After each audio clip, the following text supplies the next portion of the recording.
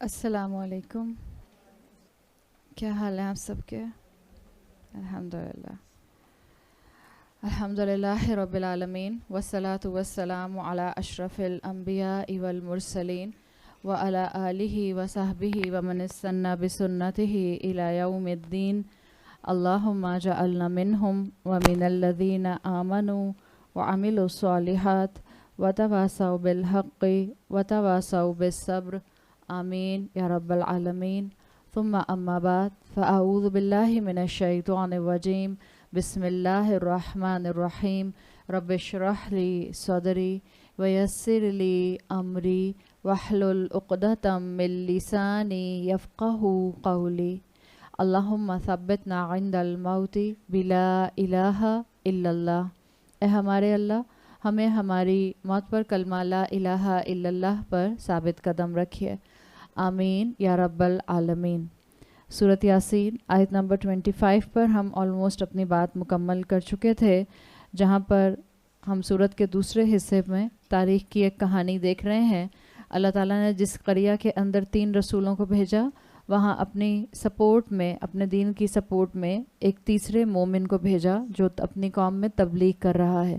اس نے کہا آیت نمبر 25 میں، انی آمنت بربکم فاسمعونی، یقیناً میں اپنے رب پر، میں ایمان لایا تم سب کے رب پر، تو تم لوگ میری بات کو غور سے سنو.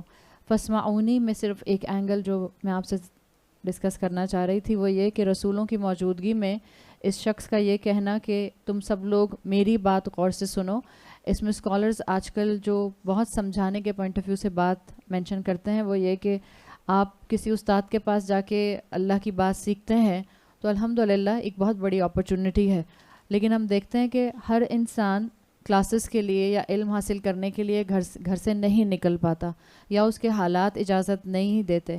تو جس چیز کے لیے یہاں پر جس چیز کو مینشن کیا گیا ہے کہ رسولوں کی موجودگی کے باوجود ایک عام انسان کا، ایک ایمان لانے والے کا یہ کہنا کہ میری بات غور سے سنو، تو ہر انسان کا ایک سرکل آف انفلوئنس ایسا ہوتا ہے جس میں صرف اسی کا امپیکٹ ہو سکتا ہے. جیسے آج یہاں بیٹھ کے جو ہم بات کر رہے ہیں وہ آپ اپنے اپنے خاندانوں کو اور اپنے اپنے خاندان کی خواتین کو اگر ذہن میں لے کر آئیں تو ان سب کے کان پہ تو وہ بات نہیں پڑ رہی. وہ لوگ تو یہاں نہیں بیٹھی ہوئی، میں ان تک نہیں پہنچ سکتی. اگر کوئی پہنچ سکتا ہے، آپ اپنے خاندان کو ذہن میں رکھ کے سوچیں، جو ان تک اس بات کو کنوے کر سکتا ہے، فلٹر کر سکتا ہے، آگے پہنچا سکتا ہے، تو وہ آپ کی اپنی ہستی ہے، آپ خود ہیں. تو یاد رکھیے رسولوں کا اپنا مقام ہوتا ہے، استاد کا اپنا مقام ہوتا ہے، مبلغ کا اپنا مقام ہوتا ہے، اور ہر مومن کا اپنا مقام ہوتا ہے. آپ اپنے اپنے خاندان میں اللہ کی دعوت کو عام کرنے والی جو ہیں وہ ریپرزنٹیٹیو ہیں. آگے آیت نمبر 26 میں فرمایا، قیل ادخل الجنہ، کہا گیا اس شخص سے داخل ہو جاؤ جنت میں. قالا، اس نے کہا، یعنی اس رجل نے کہا، یا لیت قومی یعلمون، کاش میری قوم کو علم ہوتا، کاش میری قوم جانتی. اب آیت نمبر 25 اور 26 کے درمیان میں بہت سے ڈاٹس ہیں، بہت سے فل ان دی بلینکس ہیں، اس لیے کہ آپ کو اب محسوس ہو رہا ہے کہ ابھی تو وہ شخص جو رجل تھا وہ اپنی قریہ میں کھڑے ہو کر دعوت دے رہا تھا، قوم کو سمجھا رہا تھا، ان کو کاؤنسل کر رہا تھا. اب سین فاسٹ فارورڈ ہو گیا اور اس کو حکم دیا جا رہا ہے کہ جنت میں داخل ہو جاؤ. یعنی کیا مطلب ہوا اس بات کا؟ ان شارٹ کہ قوم نے، قریہ والوں نے اس کو قتل کر دیا، اس کا مرڈر کر دیا.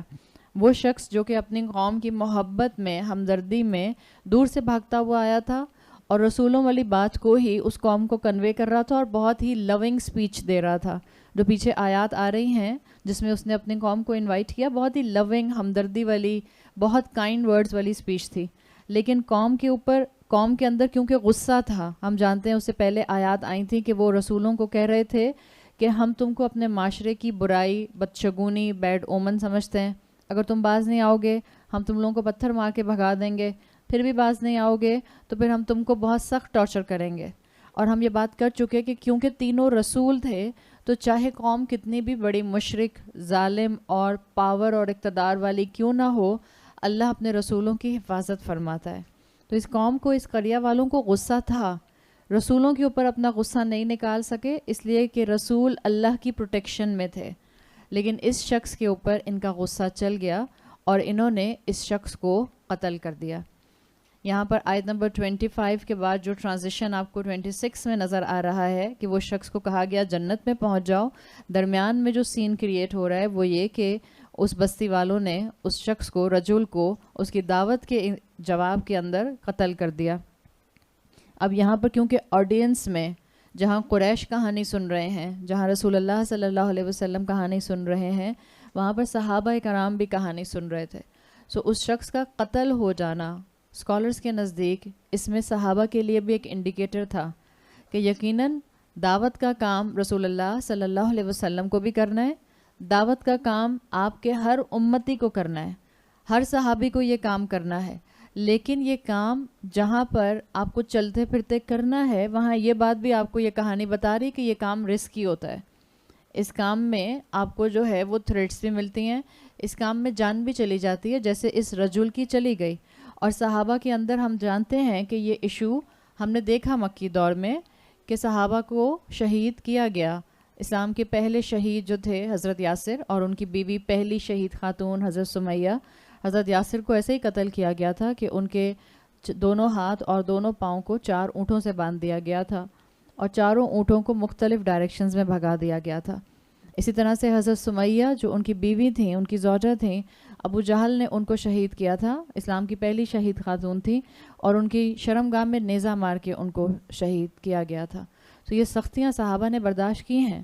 ہم جانتے ہیں صحابہ کو ماضی کے قصوں میں یہاں تک بتایا گیا کہ تم سے پہلے وہ لوگ گزرے ہیں جن کے اوپر ایسی سختیاں آئیں کہ جن کو لوہے کی کنگھیوں سے جن کے جسم کی سکن کو سکریچ کیا گیا، جن کو زمین میں دبا کر ان کی صرف گردن کو باہر رکھا گیا اور پھر اوپر سے ایکس آرا چلا دیا گیا کہ ان کے سر کے اور جسم کے 2 ٹکڑے ہو گئے. یہ سب کہانیاں صحابہ کو سنانے کا مقصد یہی تھا، بی فرم آن صراط مستقیم، اٹس اے ہارڈ پاتھ. جتنا اس کے اندر نیکیاں کمانا آسان ہے اتنا ہی یہ بہت رسکی راستہ بھی ہوتا ہے. جب آپ تبلیغ کرتے ہیں تو آپ کی جان خطرے میں ہوتی ہے. آپ کی اور میرے لیے بھی سبق ہے. میرا نہیں خیال انشاءاللہ ہمیں کوئی جو ہے وہ اس بات کے اوپر مار دے گا کہ ہم اللہ کا کلام آگے پہنچا رہے ہیں. باقی یہ کہ موت اللہ کی طرف سے ہے، جہاں اور جیسے نصیب میں ہوتی ہے ویسے آتی ہے. لیکن ہم یہ دیکھتے ہیں کہ ہمارے لیے یہ آزمائش کس شکل میں آتی ہے کہ جب ہم اپنے خاندانوں میں، اپنی فرینڈز میں، اپنی اولادوں میں، اپنے گھر والوں میں دین کی بات کو کرتے ہیں تو ہمیں جو سب سے زیادہ رسکی معاملہ محسوس ہوتا ہے وہ یہ کہ ہماری عزت داؤ پر لگ جاتی ہے. اور عزت داؤ پر کیسے لگتی ہے؟ خاص طور پہ گھر والے جو ہوتے ہیں، جو آپ کے قریبی لوگ ہوتے ہیں، اس میں آپ کے سسرالی رشتہ داروں میں آپ کے بڑے ساس سسر یا وہ تمام رشتے جو عمر میں بڑے ہیں، اور آپ کے میکے کی سائڈ پر آپ کے ماں باپ اور بہن بھائی جو عمر میں آپ سے بڑے ہوتے ہیں. وہ آپ کی جہاں کوئی غلطی دیکھتے ہیں اور یہ بھی دیکھتے ہیں کہ آپ دین کی تعلیم حاصل کرنے والی اور دین کی مبلغہ بن کر خاندان میں کھڑی ہوتی ہیں، وہ آپ کی ہر غلطی کے اوپر آپ کو آپ کی قرآن کی کلاس کا اور آپ کے علم کا تانا دیتے ہیں کہ تمہارے علم نے تم کو یہ سکھایا، تمہارا کورس تم کو یہ سکھاتا ہے. اور پھر لپیٹ میں ٹیچر بھی آ جاتی ہے، تمہارے مدرسے نے اور تمہاری ٹیچر نے تم کو یہ سکھایا ہے. یہ کیا ہے؟ عزت کی کمی. اور یہ عزت کی کمی وہی رسک فیکٹر ہے جو کہ مومنین کو اس کہانی کے ذریعے بتایا جا رہا ہے. آپ کو اور مجھے کوئی پتھر نہیں مارے گا، آپ کو اور مجھے کوئی اس بات کے اوپر رجم نہیں کرے گا کہ ہم اللہ کی بات پہنچا رہے ہیں، توحید کا پیغام دے رہے ہیں. آپ کو اور مجھے جس آزمائش کا سامنا کرنا پڑتا ہے وہ آزمائش ہوتی ہے انسانوں کا آپ کو اور مجھے اپنی نظروں سے گرا دینا. یہ ہے رسک فیکٹر. اسی لیے صحابہ کو بھی تیار کیا گیا مینٹلی، اور آپ کو اور مجھے بھی تیار کیا جا رہا ہے کہ یہ راستہ ایسا ہے جس کے اوپر اللہ تعالیٰ نے آزمائشیں رکھی ہیں. وہ شعر ہے نا، میرے گھر کے راستے میں کوئی کہکشاں نہیں ہے، انہی پتھروں پر چل کے آ سکو تو آؤ، میرے گھر کے راستے میں کوئی کہکشاں نہیں ہے. تو آزمائش تو آتی ہے، اللہ آزماتا ہے، اور اللہ آزماتا اس لیے ہے تاکہ اللہ تعالیٰ منافقین کو مومنین میں سے علیحدہ کر دے. جو کمزور ایمان کے ہوتے ہیں، جو منافق ہوتے ہیں، جن کے دعوے بہت بڑے ہوتے ہیں لیکن عمل میں وہ آگے بھاگنے کو تیار نہیں ہوتے، آزمائش میں سب سے پہلے منافق ساتھ چھوڑ کر بھاگتا ہے. تو آزمائش اللہ اس لیے بھی ڈالتا ہے مومن کا درجہ بڑھا دے اور منافق کو سیپریٹ کر دے اس امت میں سے. تو یہاں بتا دیا گیا صحابہ کو کہ آپ کی ذمہ داری ہے پیغام پہنچانا، ہاں آپ کے اوپر آزمائش آ سکتی ہے. آپ اس قوم کو اگر دیکھیں، پلیز یہاں کسی کا فون ہے جو رنگ کر رہا ہے اس وقت، رنگر آن ہے اس کا. رسولوں کو اس بستی والوں نے یہ تھریٹ کیا تھا کہ ہم تم کو رجم کریں گے اور ہم تمہیں ٹارچر کریں گے، لَنَرْجُمَنَّكُمْ وَلَا يَمَسَّنَّكُمْ مِنَّا عَذَابٌ عَلِيمٌ۔ اسکالرس کہتے ہیں کہ کیونکہ جب وہ رسولوں کو اتنا زیادہ تھریٹن کر رہے تھے اور جذبات میں آ کے ایک عام شخص کی دعوت سن کے انہوں نے فوراً اس کو مرڈر کر دیا، تو اس کا مطلب اس میں سے وہ ایکسٹریکٹ یہ کرتے ہیں کہ کوئی ایزی ڈیتھ نہیں ہوئی ہوگی اس شخص کی، کیونکہ جب وہ رسولوں کو رجم کرنے کو تیار تھے، جب وہ رسولوں کو بیڈ اومنس کہہ رہے تھے، جب وہ رسولوں کو ٹارچر دینے کی بات کر رہے تھے، تو ایک عام انسان کے اوپر تو بہت زور چلتا ہے انسان کا۔ تو اسکالرس کے مطابق اس شخص کی موت ایزی ڈیتھ نہیں ہوئی ہوگی، ٹارچر کر کے انہوں نے مارا ہوگا، اللہ نے اس کو شہادت کی موت دی، اور شہید ہم جانتے ہیں کہ شہید فوراً جنت میں داخل کر دیا جاتا ہے۔ یہاں پر بھی آپ کو یہی چیز مل رہی ہے کہ اس کو سیدھا جنت میں داخل کیا گیا، اس لیے اس کو حکم دیا گیا قیل ادخل الجنہ، اس سے کہا گیا کہ جنت میں داخل ہو جاؤ۔ جنت میں داخل ہو رہا ہے، اور اس کے اوپر بھی کیا کہہ رہا ہے، یا لیت قومی یعلمون، اے کاش کہ میرے لوگوں کو، میری قوم کو علم ہوتا۔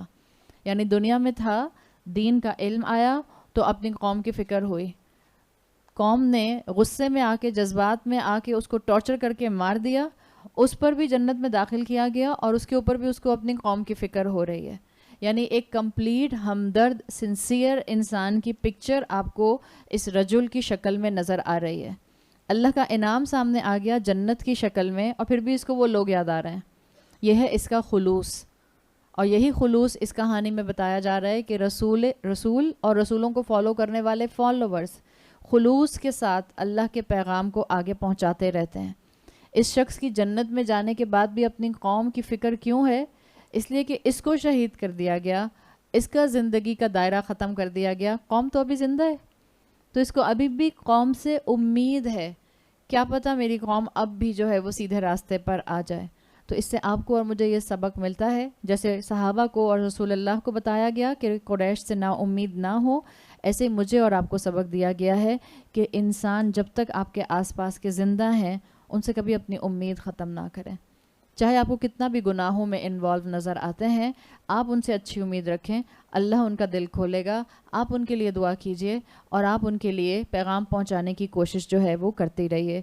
تو اس شخص نے بھی اپنے لوگوں کو جب تک زندہ تھا اللہ کی طرف لانے کی دعوت دی، اور جب لوگوں نے اس کو مار دیا تو اپنی جنت کی نعمتیں دیکھ کر کہہ رہا ہے کہ کاش لوگ جو ہیں وہ یہ جان لیتے، آگے فل ان دی بلینکس، کیا جان لیتے کہ میرے رب نے جو ہے کس طرح سے مجھے ایک سچ پر سٹینڈ کرنے کی وجہ سے کتنی بڑی جنت تحفے میں دے دی۔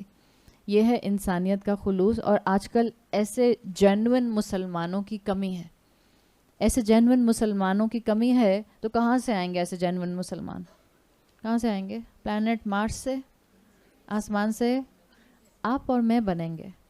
امت میں اگر کسی بھی اچھی چیز کی کمی ہے، اور ہم پڑھتے ہیں کہ امت میں اس چیز کی کمی، جیسے امت میں سمپتھی کی کمی ہے، امت میں ایمان کی کمی ہے، امت میں استقامت کی کمی ہے، امت میں ایمان کی کمزوری ہے، امت کے اندر ایمپتھی نہیں ہے، امت میں جینوئنلی لوگوں کے لیے خلوص اور ہمدردی نہیں ہے، تو کہاں سے آئے گی؟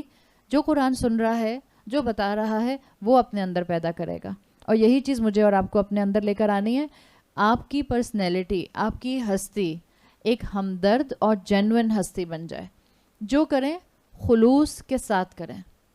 اور جو کریں کا مطلب کیا ہے؟ بینگ اے مسلم، آپ اپنی جو ذمہ داری ادا کرتی ہیں خلوص کے ساتھ ادا کیجیے۔ بیٹی ہیں، پرخلوص بیٹی بن جائیے، بیوی ہیں، پرخلوص بیوی بن جائیے۔ بیوی اپنے شوہر کی دشمن نہیں ہوتی، بیوی کو تو کہا گیا ہے کہ تم اپنے شوہر کی، اور شوہر سے کہا گیا ہے کہ تم اپنے بیوی کے لیے لباس ہو۔ جب آپ لباس ہیں تو آپ اس کی غیبت ماں سے جا کے نہیں کر سکتے ہیں، جب آپ کا وہ لباس ہے تو آپ اس کے مال میں خیانت نہیں کر سکتے، جب آپ اس کا لباس ہیں تو آپ اس کے گھر کے ماحول کو اس کی مرضی کے خلاف نہیں کر سکتی۔ ہاں، اگر وہ آپ کو اللہ کی نافرمانی کا کہتا ہے تو پھر اصول حدیث کا یاد رکھنا چاہیے، مخلوق کی اطاعت میں خالق کی نافرمانی نہیں ہو سکتی ہے۔ لیکن اگر شوہر جینوئن ہے، جائز ضروریات رکھتا ہے، تو آپ کو اس کے ساتھ سنسیئر ہونا ہے۔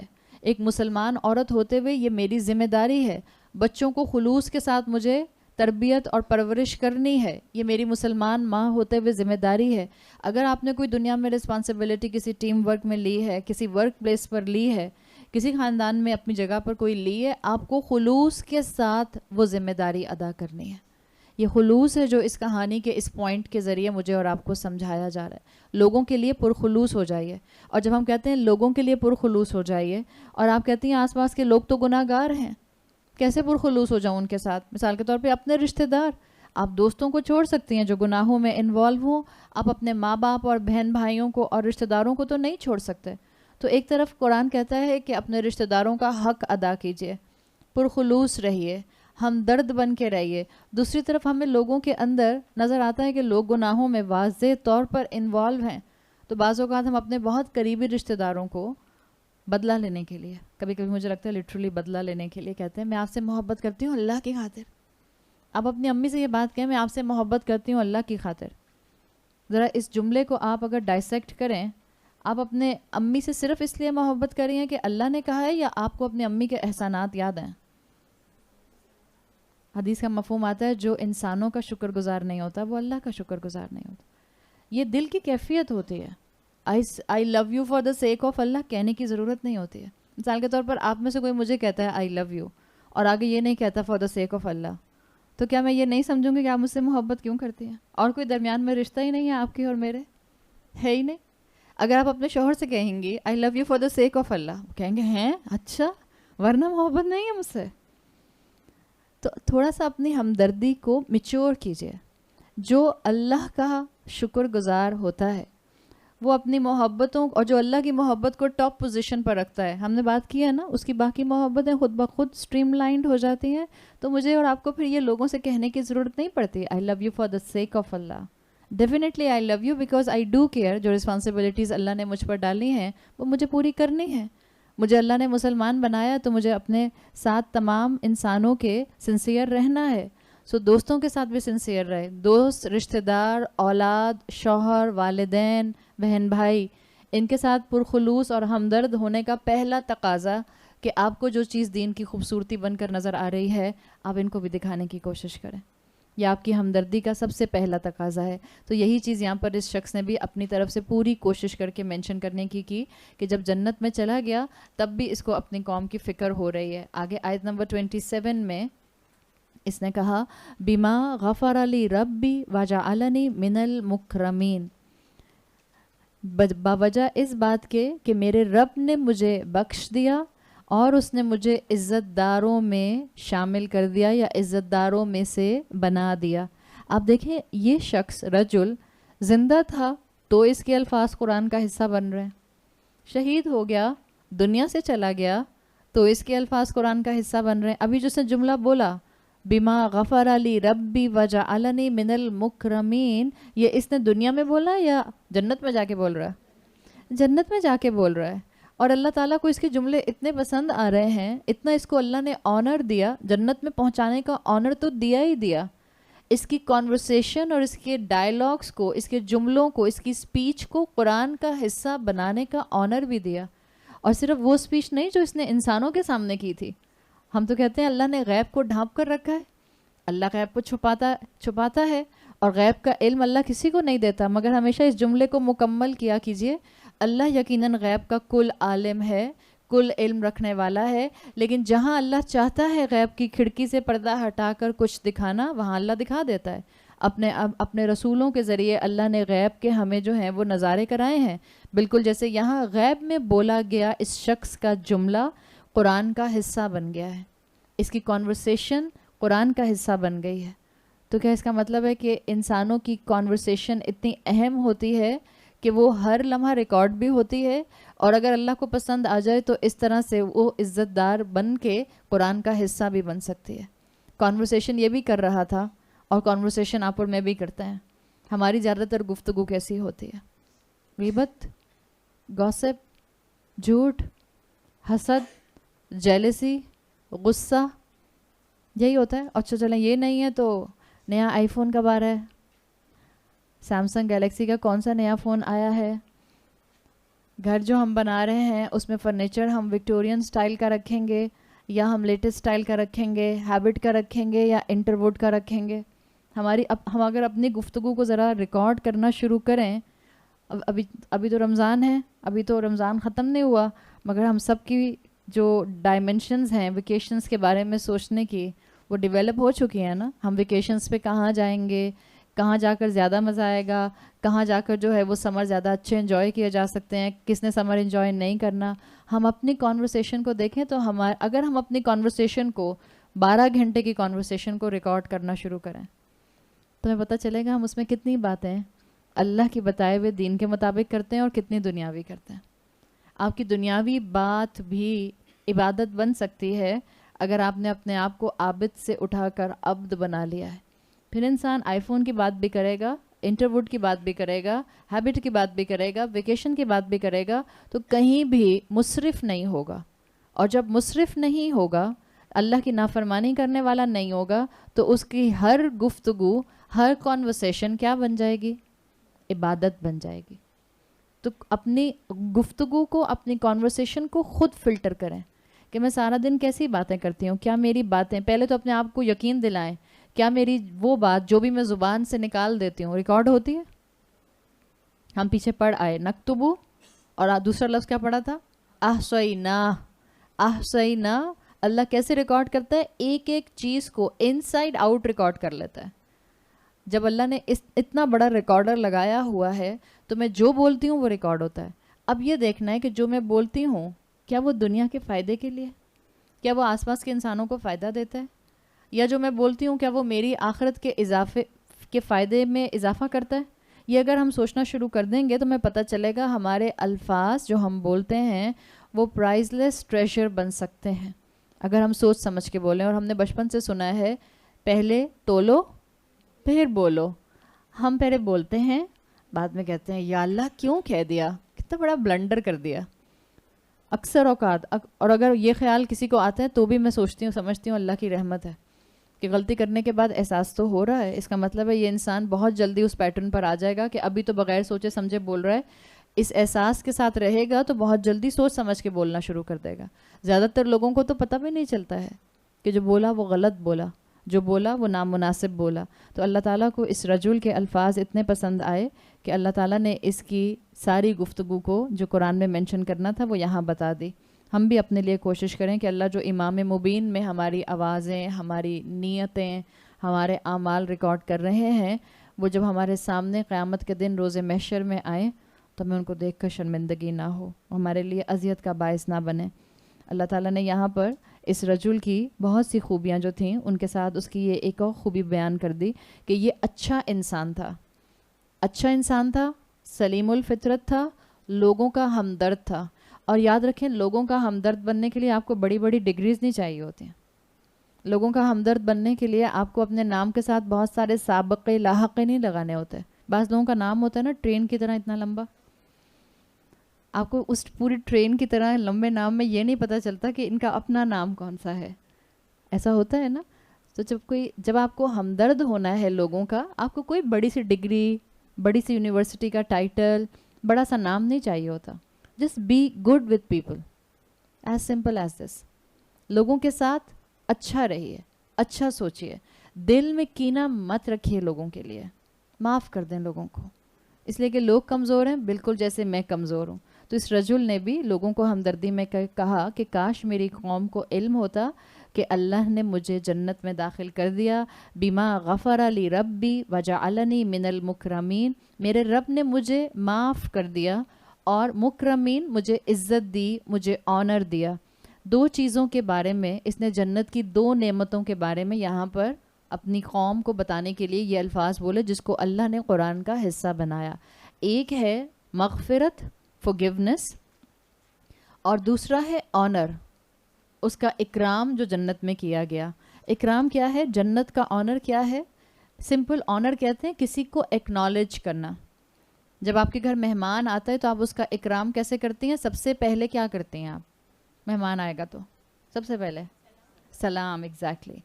جب مہمان آتا ہے تو سب سے پہلے جو مہمان کا اکرام کیا جاتا ہے وہ سلام سے کیا جاتا ہے. اور جنت میں بھی جو سب سے پہلے جنتیوں کا اکرام کیا جائے گا وہ سلام سے کیا جائے گا. قرآن میں آتا ہے سلام قول من رب الرحیم, اور سلام بھی کس کی طرف سے ہوگا؟ رب رحیم کی طرف سے ہوگا. تو اس کو سلام کا آنر ملا جنت میں, وہ بھی اللہ رب العزت کی طرف سے. یہ جو 2 انعام جنت میں اس کو ملے ہیں، مغفرت اور آنر، ان دونوں کا ذکر پیچھے صورت یاسین میں ہم پڑھ آئے، جہاں اللہ نے کہا تھا آیت نمبر 11 میں، اللہ کے رسول سے کہا تھا کہ آپ صرف اس کو خبردار کر سکتے ہیں جس کے دل میں خشیت ہو. انما تنذر من خشی الرحمن بالغیب فبشرہ بمغفرۃ واجر کریم. وہاں پر بھی رسول اللہ صلی اللہ علیہ وسلم کے ذریعے بتایا گیا تھا کہ جو رحمان کی خشیت رکھنے والے لوگ ہوتے ہیں ان کے 2 انعام ہوتے ہیں، اور 2 انعام وہی تھے جو پریکٹیکلی اس رجل کو جنت میں دے دیے گئے، مغفرت اور دوسرا عزت، آنر. دنیا میں اس شخص کو آپ دیکھ رہی تھیں کہ جب یہ اپنی قوم کو دعوت دے رہا تھا تو کانسٹنٹلی یہ لوگوں کے ساتھ، ان کے ساتھ ریلیٹ کر رہا تھا جہاں غلطیاں ہو رہی تھیں. اور جب اس نے ایمان لانے کی بات کی تھی آیت نمبر 25 میں، انی آمنتو، تو رب کے ساتھ کس کی بات کی تھی؟ میں کس کے رب پر ایمان لایا؟ بی ربی کم.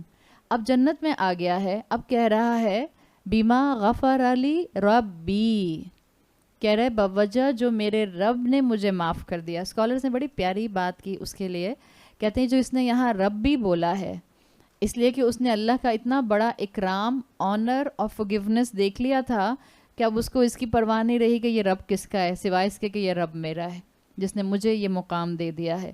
بما غفر علی میں ایک اور پوائنٹ اسکالرز بتاتے ہیں کہ میرے رب نے مجھے بخش دیا، یعنی اپنے گناہوں کو ایڈمٹ کر رہا ہے، اپنی کمزوری کو ایڈمٹ کر رہا ہے کہ کوئی انسان بھی مکمل گناہوں سے پاک نہیں ہوتا. تو یہ بھی ایڈمٹ کر رہا ہے کہ میرے گناہ تھے، میری زندگی میں بلنڈرز تھے، میری زندگی میں گوف اپس تھے، لیکن باوجہ ایک حق پر سٹینڈ لینے کی وجہ سے اور اس پر استقامت اختیار کرنے کی وجہ سے اللہ نے اسی راستے میں مجھے موت دے دی، اور پھر اللہ نے میرے سارے پچھلے گناہ اپنی رحمت سے بخش دیے. یہ کانسیپٹ بیما غفر علی میں آ رہی. جو بیما غفر علی آیا ہے، آپ میں سے جو گرامر پڑھنے والے لوگ ہیں، اصل میں عربی گرامر کا جو اسلوب ہے اس کے حساب سے یہ ہونا چاہیے تھا بی ان غفر علی، باوجہ اس کے کہ بخش دیا اس نے مجھے. بی کے بعد ان آنا چاہیے تھا، لیکن یہاں کیا آیا بی کے بعد؟ ماں. اس ماں کو کہتے ہیں ماں تعجب. تعجب کیا ہوتا ہے؟ جیسے آپ کسی چیز کے کہنے کے بعد ایکسکلیمیشن مارک لگاتی ہیں، کیا معاف کیا ہے میرے رب نے مجھے، یہ انداز ہے. کیسا معاف کیا ہے میرے رب نے مجھے. وی کین ناٹ امیجن اللہ نے کیسے معاف کرنے کے جو انداز ہیں وہ جنت میں رکھے ہوئے ہیں. یہ بالکل اس ماں میں وہ والا انداز ہے، ایکسکلیمیشن مارک والا. واہ کیا معاف کیا ہے میرے رب نے مجھے. سیدھے راستے پر آیا، گناہوں سے معافی نہیں بھی مانگی، مگر سیدھے راستے پر آنے کے بعد عمل ٹھیک کر لیا اور اسی پر موت آ گئی تو اللہ نے اس کو اتنا بڑا موقع دیا. وَجَعَلَنِي مِنَ الْمُكْرَمِينَ، معاف بھی کر دیا اور عزت بھی دی. دنیا میں اللہ کے راستے پر چلنے کی وجہ سے عزت کم ہوئی تھی، اللہ نے اسی چیز کو آنر بنا کر جنت کا ریوارڈ بنا دیا. جو اللہ کے راستے پر اپنی عزت کی کمی کراتے ہیں اللہ ان کو جنت میں بہت مشہوری دیتا ہے. اور کل ہم پڑھ چکے امام راضی کا قول کہ کتنے ہی ایسے لوگ ہیں جو دنیا میں جانے پہچانے نہیں ہیں لیکن آسمانوں میں مشہور ہوتے ہیں. اسی لیے مشہور ہوتے ہیں کہ وہ دنیا میں اللہ کے فرما بردار بن کے رہتے ہیں. وہ گھر، احادیث کا مفہوم آتا ہے، وہ گھر جہاں پر جینوئن اللہ کی عبادت کرنے والے عبد ہوتے ہیں. آسمان سے فرشتوں کو ٹمٹماتے چراغوں کی طرح وہ گھر نظر آتے ہیں. اور اگر آپ سورہ نور پڑھیں آیت نمبر 30 سے 35 تک تو جو اس میں آیات نور آتے ہیں اس کی تشریح میں، اس کی ایکسپلینیشن میں بعض اسکالرز نے لکھا ہے کہ اصل میں مومن کا دل بالکل ایسا چراغ بن جاتا ہے جو آسمان کے اوپر موجود فرشتوں کو ٹمٹماتے ستاروں کی طرح نظر آ رہا ہوتا ہے. ان کو سکینرز کی ضرورت نہیں ہوتی ہے کہ آسمان پر کون سے آسمان پر تھے، آپ کے گھر کی چھت درمیان میں تھی، پولوشن کی فوگ درمیان میں تھی، آپ کے اپنے جسم کی فزیکل باڈی کا ایک ونیئر سامنے تھا، پھر دل تو کہیں اندر چھپا ہوا تھا. فرشتوں کو وہ قلب جن میں اللہ کی محبت ہوتی ہے اور وہ عابد جو کہ کانسٹنٹلی عبد بن کے زندگی گزارتا ہے آسمان سے ٹمٹماتے ستاروں کی طرح نظر آتے ہیں. اور یہی چیز یہاں مینشن کی گئی کہ جو اپنی عزت میں اللہ کی خاطر کمی کراتے ہیں اللہ جنت میں ان کو عزت والا مقام ضرور دے گا. اور ایک چیز مومن جانتا ہے، چاہے دنیا میں لوگ عزت کتنی بھی کم کر دیں، لوگوں کے جملے، لوگوں کی گفتگو، لوگوں کے دیے ہوئے ٹائٹل آپ کی عزت میں کمی کرتے ہیں؟ نہیں کرتے۔ قرآن کیا کہتا ہے؟ وَتُعِزُّ مَن تَشَاءُ وَتُذِلُّ مَن تَشَاءُ بِيَدِكَ الْخَيْرُ۔ عزت بھی اس کی طرف سے ہے اور عزت کا چھن جانا بھی اس کی طرف سے ہے۔ اور عزت کا چھن جانا جب ہوتا ہے جب انسان خود بے عملی کرتا ہے، ورنہ باعمل انسان کی عزت اور اکرام اللہ کے ہاتھ میں ہوتا ہے، اللہ کرواتا ہے۔ تو جب لوگ آپ کو ڈسکریج کریں، جب لوگ آپ کے علم کا آپ کو تانا دیں، جب لوگ آپ کے علم کی وجہ سے آپ کو برے برے لقب سے پکاریں، ٹائٹلز دیں، تو اپنے کبھی دلوں کو چھوٹا مت کریں۔ جہاں آپ اپنی اصلاح کر سکتی ہیں، جہاں وہ آپ کو صحیح کرٹیسزم کر رہے ہیں، بیکاز دیکھیں کرٹیسزم دونوں طرح کا ہوتا ہے، پازیٹیو بھی ہوتا ہے، نیگیٹو بھی ہوتا ہے۔ آپ کا اور میرا کام ہے کہ اگر کوئی چیز واقعی میری ذات کی کمی ہے، اخلاق کی کمی ہے، شخصیت کی کمی ہے، اور سامنے والا مجھے بتا رہا ہے، تو اب میں بلا وجہ غصہ نہ کروں، بلکہ اپنی کمی کو دور کرنے کی کوشش کروں، غلطی کو ریکٹیفائی کروں۔